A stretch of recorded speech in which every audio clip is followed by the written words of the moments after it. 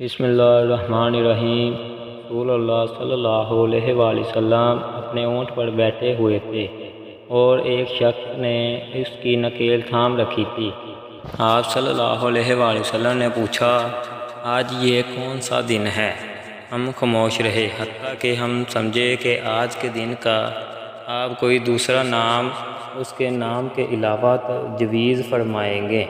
پھر آپ صلی اللہ علیہ وسلم نے فرمایا، کیا آج قربانی کا دن نہیں ہے؟ ہم نے عرض کیا، بے شک۔ اس کے بعد آپ صلی اللہ علیہ وآلہ وسلم نے فرمایا، یہ کون سا مہینہ ہے؟ ہم اس پر بھی خاموش رہے اور یہ ہی سمجھے کہ اس مہینے کا بھی آپ اس کے نام کے علاوہ کوئی دوسرا نام تجویز فرمائیں گے۔ پھر آپ صلی اللہ علیہ وآلہ وسلم نے فرمایا، کیا یہ ذوالحج کا مہینہ نہیں ہے؟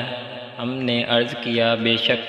آپ صلی اللہ علیہ وآلہ وسلم نے فرمایا، تو یقیناً تمہاری جانیں اور تمہارے مال اور تمہاری آبرو تمہارے درمیان اسی طرح حرام ہے جس طرح آج کے دن کی حرمت تمہارے اس مہینے اور اس شہر میں ہے۔